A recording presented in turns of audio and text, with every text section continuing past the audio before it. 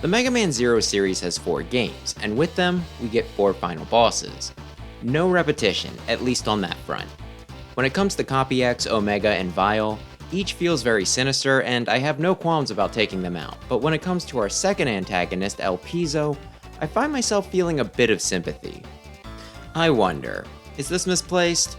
Am I misinterpreting some events, or is there something different about our little elfin robot? I'm Wes the Explosion, and today I'm going over my own understanding of Mega Man 2's quote-unquote villain. And I'll be opening up the floor at the end in case I get anything wrong. The Zero series can be really hard to talk about, just because of how much is unexplained. Or is, but through a set of Japanese-only drama tracks included in a series of CDs that primarily remix a bunch of the game's music. This supplemental material isn't just largely inaccessible, it ain't even the main attraction. So while we might know this fancy pants hot pink and gold trimmed dude as Elpizo, he was once just a mass-produced Reploid called TK31, working for Neo Arcadia's City Management Bureau. Since I can't speak Japanese, I'll be relying pretty heavily on the fandom wiki, which will be linked below. Anyway, he seemed pretty content with his 9 to 5, admiring how like clockwork the city ran, and when another Reploid mentioned how tight energy rations were becoming, stating that he wouldn't complain since his job took care of him. Things changed though when he was put on a team under Harpuya to explore a newly rediscovered sunken library, and tasked with collecting the data stored therein. As if in a trance, he made his way to a particular room where he stumbled onto some data pertaining to the Maverick and Elf Wars, which, given how he reacted, kinda makes it sound like the information was repressed. This is backed up by how Harpuya, upon discovering him and what he's doing, chided him for giving in to his curiosity and told him to forget everything he saw. Sometime later, TK31's approached by another Reploid who starts whispering seditious words to him, criticizing some of Neo Arcadia's recent actions. TK31 was having none of it, and threatened to report him. Before he could, however, Harpuya showed up for his arrest. Another drama log explains that it's, as you'd likely expect, due to what he learned in the sunken library, or more accurately, the concern that he might have learned something dangerous, rather than any definitive crime. And while the sentence was passed down by the 8 gentle judges, it actually came directly from Copy X, Master X, himself. Anyway, TK31 weakly attempted to protest, but before Harpuya could bring him in, the Resistance attacked, which was enough of a distraction that the rebellious Reploid managed to get him out. The Reploid revealed that they'd been waiting for a chance to recruit him, since not only was he very knowledgeable about Neo Arcadia, but they were also interested in the information he found in the library. TK31 agreed to help, but insisted that they retrieve the baby elves, since he believed that their power would be indispensable in their fight. This is also when he insisted on giving himself a name, which he felt was unnecessary previously, when he saw himself as more of just a cog. And of course, he chose the name Elpizo, a word he learned during his illegal reading session that he referred to as the Birth of Hope, but was actually the name of Vile's project to control all the world's Reploids. Whoops. That's kind of embarrassing, unless he didn't misinterpret the word and meant to repurpose it. While he does wind up trying to harness the power of the Dark Elf, just like Project Elpizo did, given how positively he reacted to it when he first read it and how corrupted the data is when you find it in 03, I imagined he might have misread some things. Regardless of what he thought it was, it is a bit of a self-aggrandizing name to give yourself, either the Birth of Hope or Lord of all Reploids. And to go back to the attack that allowed him to escape, the timing feels a little too convenient to be just a simple coincidence. Maybe the Resistance staged the attack to kidnap him, maybe they heard of his impending sentence and meant for it to be a rescue instead, but either way, it shows just how much they wanted to bring TK31 over to their side.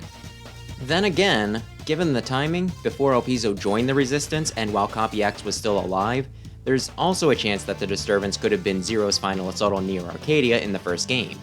I can't find anything definitive on this, and it would be one heck of a coincidence, but I would find it interesting if Elpizo was somehow indebted to Zero long before the two met, without either of them being the wiser. Regardless of what it was though, Elpizo managed to escape with one baby elf and a new name in tow. And now we can get into Zero 2 proper, and it is a momentous day. Not for Zero, he's all playing with bugs in a sandbox or something, no. This is about Elpizo, remember? Standing before the Resistance, he announces the completion of their new base, which is met with uproarious applause and fanfare. As everyone else wanders off to claim their bunks, CL enters to congratulate him, and he acts a bit bashful, asking if her making him the commander was really a good idea. She assures him that he's earned it by organizing their forces. The Replode who recruited him in the drama does mention needing to bring the scattered resistance members together, which I guess that means that he did, and it also explains why the group feels so weak in the first game. She also reminds him that their goal is defense, and he acknowledges that they're merely meant to buy time until she can solve the energy crisis, though he still wants to take advantage of the death of Copy X to hit Neo Arcadia. To break things down a bit, Ciel is a young human woman, in her mid-teens, and while a genius, she's no military leader. It makes sense that she'd want to hand over the reins so that she can focus on what she's actually good at, science, but it's also nice to see that she hasn't completely abandoned her sense of responsibility and still pushes for peace. As for choosing Elpizo specifically, from what I can glean, he does seem like the best choice. He has inside information on Neo Arcadia, forbidden knowledge the enemy doesn't want anyone to know, and has proven himself, both by retrieving a baby elf and in bringing the resistance together. And about the only other guy who might qualify is missing and is more of a solo act anyway. Elpizo also seems a bit nervous about the whole thing. Makes sense, since he went from a nameless peon to the head of an organization fighting for its survival, with a whole lot of people depending on him. And while he is in charge, he credits Ciel for his success and still asks for her approval for his attack plans, showing how much her opinion matters to him. The conversation is interrupted by a soldier coming in to inform them that Zero was found unconscious at the front of the base, and not only does Ciel leave the room without another word to Elpizo, but a stampede of resistance members also rush by, the ones cheering for him just moments ago now chanting Zero's name, over and over. Wonder how that feels. After that, you're able to play as Zero and wander the base, though to advance the story, you need to cut through the command center to talk to Ciel, and on your way through, you have a very important choice to make. Do you talk to the pink and gold man with the fancy new custom sprite, or do you just blow right past him? While it doesn't really affect anything long term, it's interesting that it's a choice you even have. They could have put an invisible wall right in front of him to make sure that you stop to talk, or they could have kept him perched up in his loft and had him call out to you from a position that Zero was likely not to be looking at, but no, you have to consciously make a choice on whether to acknowledge his existence or ignore him. Talk to him straight away and you'll just have the standard conversation. Ignore him and he'll start off by giving an unsure and asking you to wait so that he can introduce himself. He asks Zero to work together with him to destroy Neo Arcadia and proffers a hand. Zero ignores this and tells him that what he's asking isn't so simple, though he has no plans himself. Elpizo laughs it off and says that it was nice meeting Mr. Legend. From Zero's perspective, this kinda makes sense.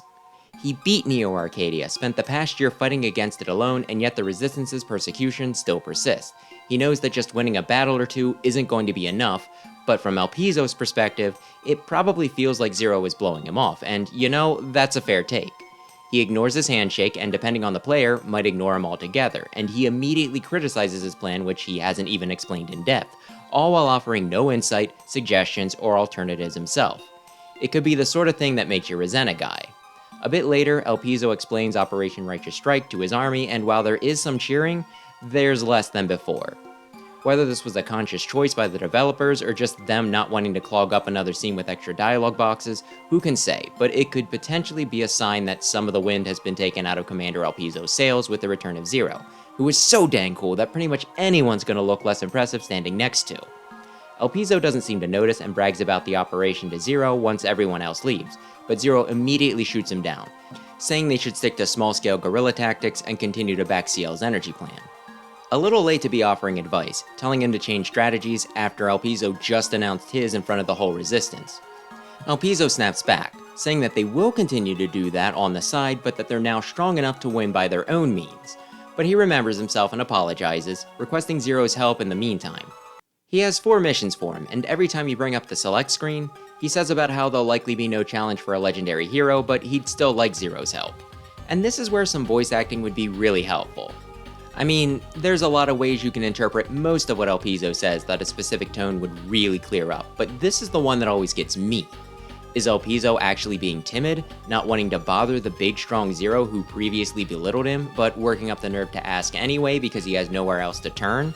Is he just buttering Zero up and saying that he'll have no trouble coming out on top as his way of saying, "You got this"?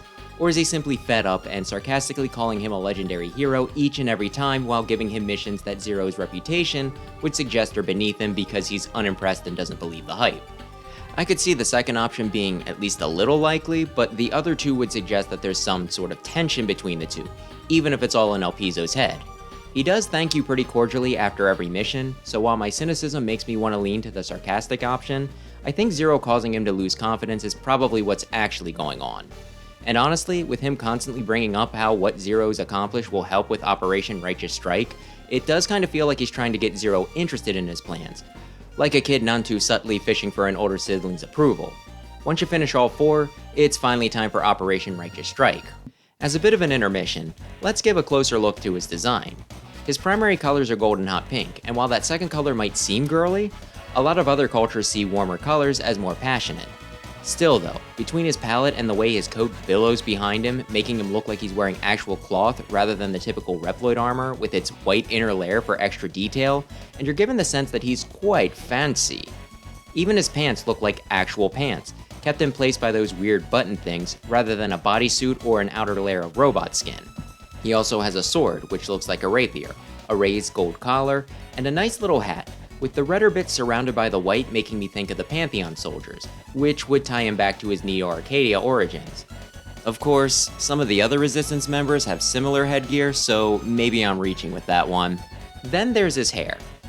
The blonde around his head looks solid, more like a helmet, but he still has some locks trailing behind him, kinda like Zero.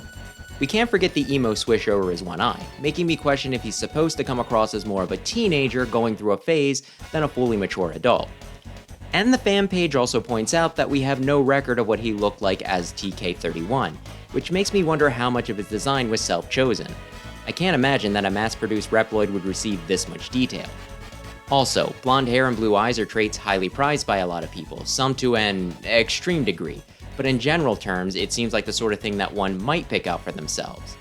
And while he hadn't met Zero before the game, he'd surely heard stories, so him having blonde, actual hair, a sword, heck, while his shoes are pink, those yellow rings around the ankles are kinda reminiscent of him. So Elpizo could have modeled himself slightly after Zero, either out of all for the legends or just to try and garner an extra bit of respect out of those familiar with him. He could have even been trying to fashion himself as a sort of Zero successor, given his absence. Either way, you certainly get the feeling that this is the sort of look someone who thought highly of themselves, or at least wanted to leave a strong impression, would choose. Back to Operation Righteous Strike. The basic idea is to overwhelm Neo Arcadia while their forces are seen as weak. As mentioned earlier, them lacking Copy X's leadership, and it's worth noting, also being down a Guardian, Phantom blowing himself up in the last game. Given the operation's title, much like the name he chose for himself, it shows just how justified he thinks their actions are, while also coming across as kinda pompous. Anyway, Zero waltzes in right as the Resistance is in place to attack, just waiting on Elpizo to give the word. He credits getting this far as a group effort and gives special thanks to Zero for his help, which is a nice gesture. CL then comes in and, worried about the body count, asks them not to go through with it. He gives her some lip service, but Servu also chimes in asking for just a bit more time since CL's energy system is almost complete. Elpizo shoots this down as well, starting out a little unsure but becoming more adamant the more he talks, him having some phrases in all caps, and insisting that he's doing this for everyone else, completely unselfishly, then gives the attack order before any more objections can be raised. He prepares to transfer in himself, but right before, he starts to voice some wish for after battle, though he doesn't finish. Servu worries about Elpizo, and he and one of the navigators ask Zero to watch over him. And once again, we have a lot to unpack. Operation Righteous Strike is kind of Elpizo's whole thing, what he's been building up to, and probably what he sees as his way to make his mark and prove himself worthy of the position he's been entrusted with. And while it is nice that he gives Zero credit for his help preparing for the day, to the point where I have to question if I'm being too harsh on him by saying he might be being sarcastic with the whole Mr. Legend lines, at the same time, name-dropping Zero might also be a tactic to give validity to his plan, by making it sound like Zero supports it as well. Still, I do have to appreciate that he didn't just take all the credit for himself, and it shows that he wasn't just sucking up to CL or treating her special earlier. It's nice that he has some humility with his actions, even if he doesn't in his naming sense. As for him snapping back at CL and Servu, I kind of understand where he's coming from. Getting his forces in place and riled up would take a lot of effort. If he postponed the operation, it could give Neo Arcadia time to recover, as well as just make things really awkward, since I don't think his soldiers would be nearly as enthusiastic with a round 2 where Elpizo had to say, "Okay, but for real this time." If there was a time to ask for a delay, 30 seconds to go was not it, though you could argue that Zero did upon their first meeting. The other thing to consider though is Elpizo's ego. A good bit of the spotlight had been taken from him with Zero's return, and if CL were to solve the conflict with her new energy system, that could overshadow him to the point where people might ask if he was ever really necessary, if they didn't just forget about him altogether. So there's a fair chance that, reality be damned, he needed this operation to succeed, though by insisting that he's doing it for the sake of others, he can try and mask his own selfish reasons. As for that last bit that he doesn't quite finish, I'm actually kinda curious as to what he wanted to say. Did he want to confess to a crush on CL? Did he want to use his success to impress Zero and start over his friends? Or maybe just finally prove himself and be worthy of the name Elpizo? Unfortunately, I don't think he ever gets in a position to clarify later, so we're left to read between the lines. As for what becomes of Operation Righteous Strike, we mostly just see the aftermath, since immediately upon teleporting in, we're greeted with a massive breach blown into Neo Arcadia, and a whole lot of dead Resistance soldiers. When Zero finally fights through the various mechanoloids, pantheons, and golems to the room where the 4 guardians are, Elpizo is already on the floor, and they all talk over him, only acknowledging Elpizo as not being much of a threat except for Harpuya, who addresses his foolishness as a problem more than his fighting or strategic ability. Zero still insists on rescuing him though, teleporting out with Elpizo after being alerted to a bomb en route to the base. And yeah, you do have to question why Elpizo was so confident that his operation would work, given how simple Overwhelming Force is as a strategy and how quickly things fell apart, though I guess we can give him credit for at least making it to the boss room. If that wasn't humiliating enough, as far as I can tell, Elpizo is the only one Zero manages to rescue, the commander being the only survivor while all the Reploids who loyally followed his orders were massacred, and the need for Zero's assistance further proving his superiority over Elpizo. Not only that, but this also prompts a harsher response from Harpuya, who had been holding back on the resistance up till then, which gets thwarted by Zero, another point for him, and CL, the human girl who turned over her position to Elpizo due to feeling that she was unsuited for it. I don't think it's a stretch to say that this is the worst day of Elpizo's life, which he imagined would be his best, and that he's at his lowest at this point, so it makes sense what happens next. He gives the post of commander back to CL and, taking the baby elves with him, wanders off, leaving a voicemail berating himself, saying how he used to be nothing, how he failed everyone, using the word fool several times, but how he still wants to be strong and become a hero, so his ambition and need for validation haven't left him yet. Some of his word choice does make him seem still immature, which makes this all somehow sadder. CL still wants to help him, possibly due to some sense of guilt given her own role in all this, but I'm not psychoanalyzing her this week. Thus, Zero has to work on trying to track him down. It doesn't take too long to find him, and when you do, he has a lot more pep in his step. Under the influence of the baby elves, he works on unsealing the Dark Elf to gain her power, though he still insists that he'll use it for good. And unlike Operation Righteous Strike, he seems to put a lot of thought into this plan, getting what he needs to unlock the seal, stealing a transport, getting an access code, and a separate code that will allow him to be registered as friendly as he attempts to sneak back into Neo Arcadia, though perhaps he's getting good advice from the babies this time. He accomplishes his goal and makes it to the room where the Dark Elf is sealed and calls to taunt Zero, telling him where he's at and how soon he'll obtain the ultimate power, making himself even stronger than Zero, all while being shown in a crazy anime angle. However, you get a bit extra, you hearing him talk to X. While he says that X can't stop him and he isn't afraid of him, he still seems kind of uncertain. It looks like the baby elves might be beginning to lose faith in him, though he insists he still has this. The call ends with Elpizo's scream, though X, in Cyber Elf form, soon shows up to say that while he did all he could, the seal has been damaged and asks Zero to intervene, starting a new quest requiring coordinates to work to where Elpizo is. Zero sees Elpizo in person again at the end of this when he reaches the Temple of Wind that Harpuya is guarding. Elpizo has already brought the Guardian to his knees with the power of the newly awakened Dark Elf. He also seems a little more unhinged at this point, talking about destroying X and wiping out the humans, sounding a lot more genocidal now. While he did talk about destroying Neo Arcadia before, I got the impression that he meant more beating the infrastructure that directly threatened the Resistance, rather than a hatred for humanity, and seemed open to holding back when CL asked him to, though here he doesn't even note an exception for her. When Harpuya objects, Elpizo mocks him for his lack of power and also asks if he regrets not treating him with respect. He's the only one of the Guardians he does this with, and this also makes sense. Not only was Harpuya really harsh on him during the previous events of the game, he's also the one that got him involved with the forbidden knowledge, completely upending his life, and he was the one who came to arrest him, possibly for execution as well. He has a lot of reasons to hate this guy.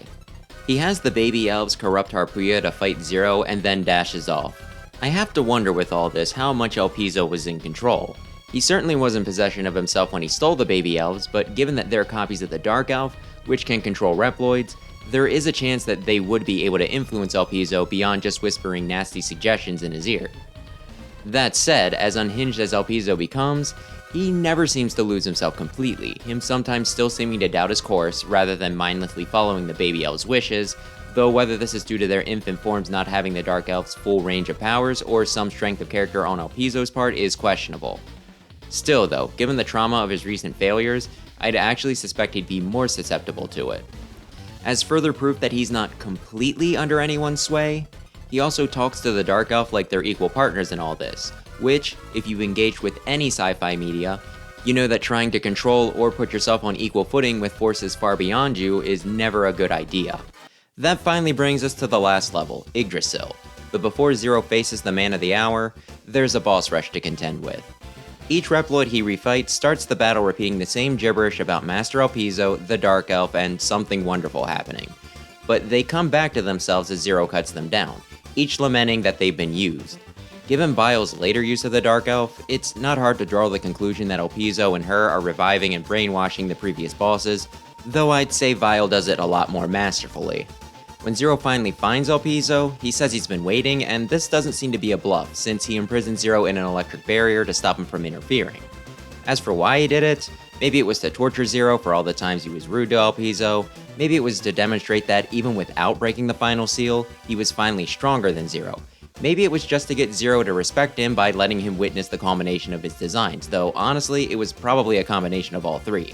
Elpizo's a complicated guy, but with Zero detained, he finally runs X through and fully releases the Dark Elf, transforming as a result, though not before congratulating himself, seeming pretty pleased that he got one over on the legendary X. And now we're back to talking about designs, though I also want to note that he does give an AGH as he begins to change. Now he's mainly white, which is typically meant to represent purity. This couldn't be further from the truth, since he's been twisted by power and corrupted by insanity, though I won't call it ironic, since this is likely how Elpizo sees himself, as the ultimate champion of justice, maybe even angelic or godlike. His armor does look very knight-esque as well, and while he keeps his fancy hat and some pink, the spikes from his shoes, his clawed fingers, red eye, and the purple data that swirls around him all hint at how wicked he really is. He addresses Zero, laying out his goals as if to center and reconvince himself, and, funnily enough, talks about creating a world for only Reploids, which would be a paradise, which sounds oddly familiar. While Iris wanted to live in a world where only Reploids exist, I interpreted that to mean that she wanted to live somewhere without the Maverick Wars, which were perpetuated by both Sigma and humans, rather than some sense of Reploid supremacy. And X also talked about in X5 a desire to create Elysium, another word for paradise, but Elpizo seems to want to create this scenario from the corpses of humanity, so this could be seen as a perversion of the dreams of the two people closest to Zero in his previous life. Then the fight begins, and just in case you're still unsure of who the bad guy is, Elpizo attacks by summoning enemies from dark portals, sending out dark darts that create dark trails, dark grapes that drain health, and fancy fencing rushes with his rapier, the last of which I don't think have any evil undertones to it. When you beat him, he stares at his open palms in disbelief that his ultimate power was not enough, then calls out to the Dark Elf to beg for more, and with an audible scream, transforms once again. This one still has angel vibes, having 4 wings, though each is a dark blue, with dark red outlines and a bunch of extra evil eyes to really drive home that even he can't keep his heroic image up. You can still tell it's Elpizo from the hair and emo swish. He yells desperately throughout the fight and sends out a lot of big, impressive looking attacks, but they tend to be easy to avoid, so the extra power ain't doing much for him. Defeat him, and he finally comes back to himself, getting a moment of clarity much like the boss rematches, lending a bit of credence that he might have at least been influenced by the elves, though maybe not straight up controlled, since he seemed to hesitate at times and didn't just mutter nonsense. He thanks Zero for stopping him from doing something horrible, acknowledges his own shortcomings, hoping that he's become stronger as a result, and asks Zero to tell Ciel that he's sorry, finally acknowledging her again. The Dark Elf also gets a second of redemption, reverting back to her original non-evil form, the Mother Elf, and saves Elpizo from death, converting him into a cyber elf. Elpizo thanks Zero once again and then flies off. And that's the last we see of him, kind of. To summarize my interpretation, Elpizo's story is one heck of a roller coaster. At first, he's a nobody, a simple cog in the machine, content with his mundane existence.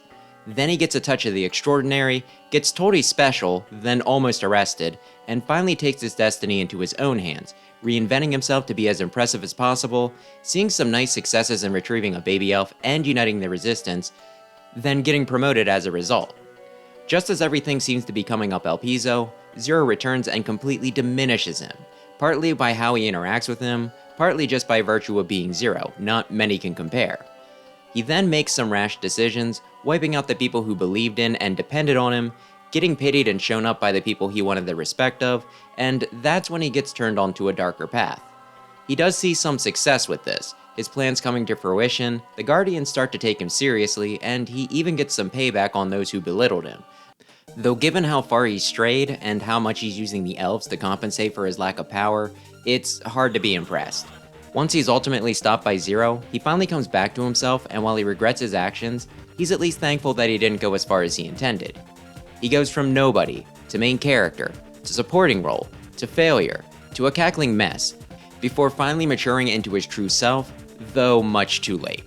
Let's go into some of those personality quirks though. Mostly how Elpizo somehow comes across as super arrogant while, conversely, seems to be completely lacking in self-confidence. It's not a contradiction. Some people with low self-esteem will project a very confident self-image, in part to hide their shortcomings, in part just to convince themselves. Fake it till you make it. I've known people like this. Heck, there's even some points where I'd say I did this to a lesser degree, so I understand. TK31 was completely fine being a faceless drone, but when someone told them they needed him and his simple routine was no longer possible, he started projecting a larger-than-life image of himself, likely to both psych himself up and show up those who thought that they could just cast him aside. When Zero showed up, I'm sure he was pretty conflicted. He probably did resent Zero for how dismissive he was and how much he overshadowed him, making him feel small in comparison, yet I imagine he couldn't help but be in all of the stories he'd heard, the results Zero achieved, and the power he wielded, which is why it's hard to tell whether he's being timid, friendly, or snarky with the guy. After Operation Righteous Strike, he hardly acknowledges anyone outside of Zero, driving home just how much he likely craves Zero's respect and acceptance, to the point of being obsessed with the guy. Then there's CL, who acknowledged and ceded her position to him. This was a huge change from his previous job, and he seemed to give a lot of weight to her decision, even asking if she's sure, just to clear up his own doubts, and I bet it really hurt when she started second-guessing him as well. I almost have to wonder if he had any special feelings for her, given his one-cut short dialogue, how he really seemed to hang on to her words in the beginning, and given that I'm now questioning if he was supposed to be younger than I originally thought after going over his design, they might have been closer in age than I thought. While I've talked in the past about how cruel it was to thrust leadership of the resistance and survival of Reploids on a young teen girl, passing it off to perhaps a just slightly older boy wouldn't be much better. It's also kinda sad that he doesn't even bring CL up after his change, lumping all humans in together, given how he held her in such high esteem before and how she's still worried about him after. We could also bring up Harpuya and how biting his words had to be after Elpizo's failure, not only twisting the knife but also probably confirming a lot of his own self-doubts. Overall, the guy had an unbelievable amount of responsibility put on him, and even if he was the best person available for the job, that doesn't make it right.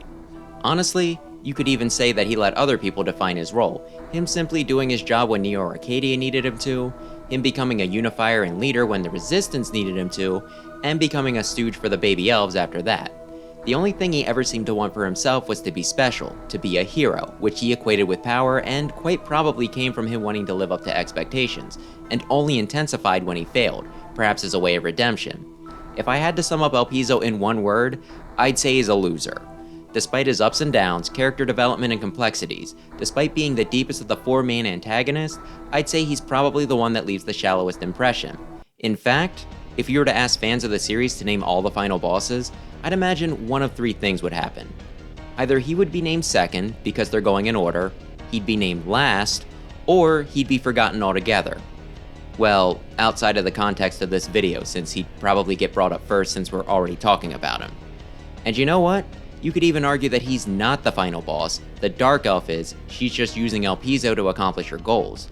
He also feels more like a filler boss, meant to set up the next game, since after credits, you get some dialogue from Dr. Vile, talking about how, with the Dark Elf now free, it's time for him and Omega to make their move.